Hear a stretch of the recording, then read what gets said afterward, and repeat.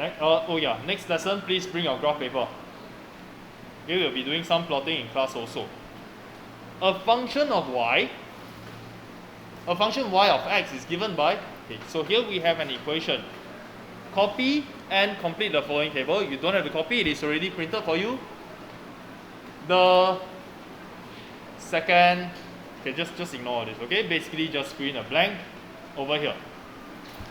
How do we fill in the blanks?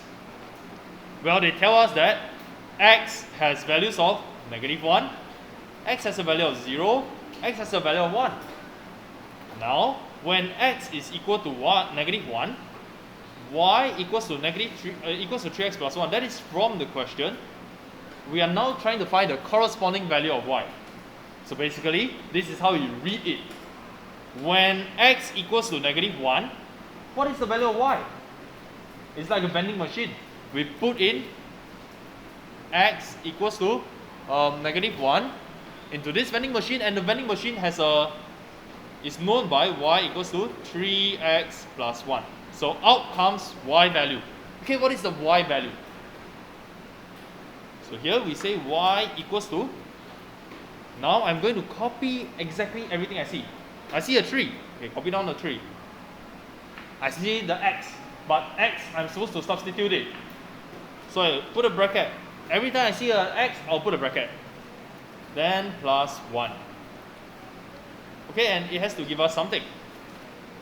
Okay, now on the other side, x this time is equals to 1. Do the same thing. Y equals to 3 times of something plus 1. And we want the value. Get how this works? So what am I putting in here? What is the x value? Instead of putting -1 here, what is my x value? 0. Put in the 0 over here. So 3 times 0 is 0. Plus 1 is 1. What do you think goes into this blank? 1. 3 times 1 is 3. Plus 1 is 4. Simple enough? Why do I want you to follow this? Because subsequently, we're going to have equations that look like this. Y equals to, for example, 3x squared plus 5x minus 4. Then we're going to have the same table next time. Okay, x and y. 0, 1, 2, 3, for example. Then for the x value, we're going to have to put it inside here. We're going to have to put it inside here. Right? Then every time we see the x, we'll change it to a bracket. Change the bracket. Plus 5, and then another bracket, then minus 4. So in future, when we see this, we're going to put a 0 here, we're going to put a 0 here, and we get the answer. We're going to change the 0 to become 1, and we get the answer, and so on and so forth. So right now, this is quite a good habit that we can use. Okay, our substitution. Now, ordered pair. The order matters. What comes first, x or y? X comes first. What is the x value in this column? What's the x value? X is 0. Okay, what about the y value? 1. Can you see? This is the x value. It is shown here. It is labeled as the x value. The x value is 1. The y value is 4. We calculated that. This is the ordered pair. This is a skill that you must have to fill in the table of values. Now part B, plot the ordered pairs of the above table on a copy of the coordinate plane shown below. Join the points. Before we do that, do you notice that something is missing in your diagram over here? What is missing?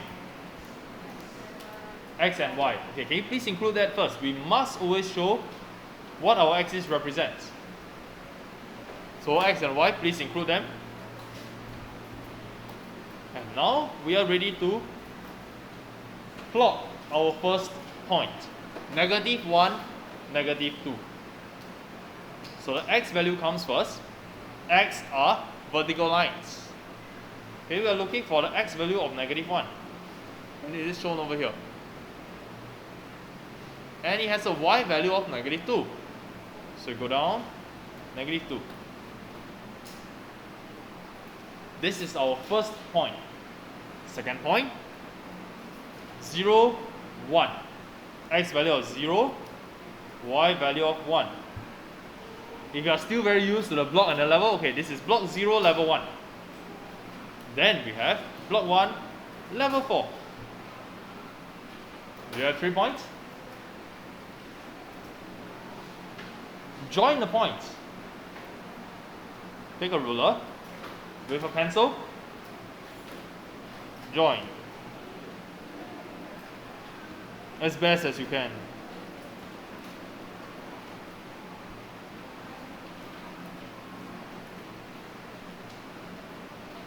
Now, something to take note. Do you notice that my line goes beyond those 3 points? I don't just stop at the first and the last point. I go beyond. And that is what I need you to do. I don't care if your straight line exceeds. It doesn't matter. But it has to cover the entire grid. Okay, it's okay if you exceed downwards. Cross some of the words, doesn't matter. But I need the line to be long. Okay, next, we need to label it also. What is the name of this line? So that is the relationship. It is called y equals to 3x plus 1. You have to write down this equation near your line. You can write it anywhere as long as it is near and it is clear that you are referring to this line. Because later on we are going to have many lines on the same graph, on the same graph paper. Then you need to identify which line belongs to which equation.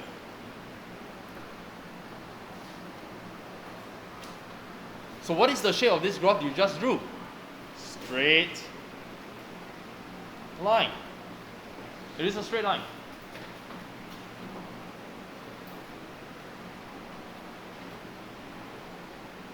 Okay, next. Part D. Does the point 2, 9 lie on the graph? Does it lie on the graph? How are you so sure? Why are you so sure that it doesn't lie on the line? What if I were to extend it? What if I were to extend the x and the y axis all the way up? Is there a chance that 2, 9 actually lies on the graph? Visually, got chance. Looks like it might be possible, right?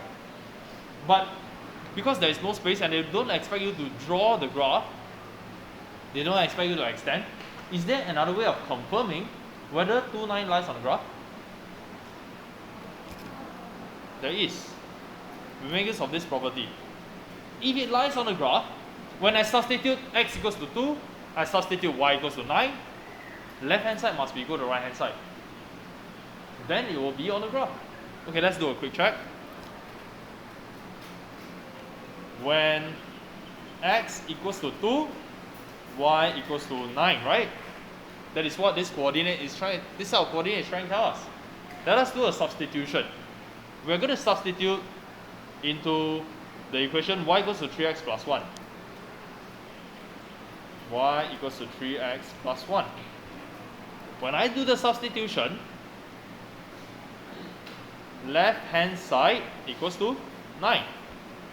This is the left hand side and this is the right hand side. Okay, clear enough? Left hand side is just 9. There's no calculation. The left hand side says y. Oh, and y is equal to 9. Let's take a look at the right hand side. Right hand side is 3 multiplied by x value, x is 2, plus 1. And we get 7. Okay, do you have a conclusion?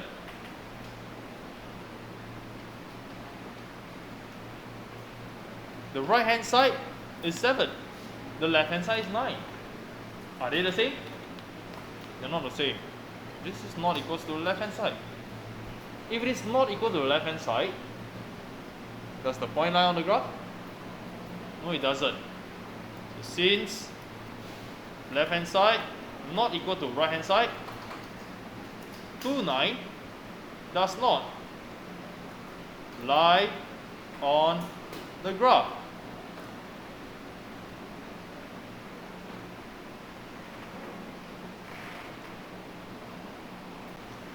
think the following that are linear functions. I want you to circle this linear function. We know that they are straight lines, isn't it?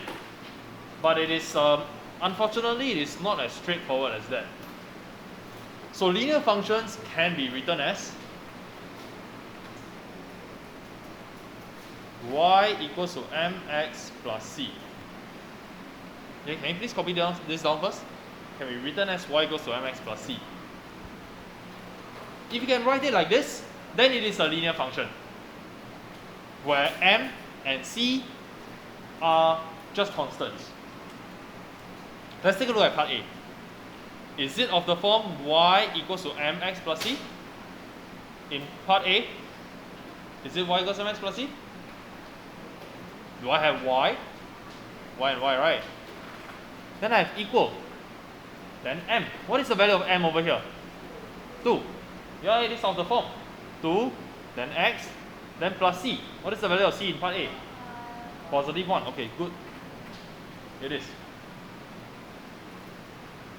Let's find something else. Let's do part B. Can this be written as y equals to mx plus c? Are you sure? What's the problem? Do you look at this tree and say, oh, it is different, therefore it is not? But the question is, can it be written as? What if I divide by 3 on both sides? If I divide by 3 on both sides, I will end up with y equals to negative 2 over 3x, isn't it? Now I rewrote this. I divided by 3 on both sides. So I have y equals to m. What is the value of m? Is it 2/3 or negative 2/3? Negative 2/3. Then I have x. Do I have a plus c? Actually I do, but what's the value of c? 0. So it can be written. I told you that m and c can have different values. So in this case, m is negative 2/3, c happens to be 0. So it can be written in this form. Give this a tick. Can you try exercise 2 as your homework?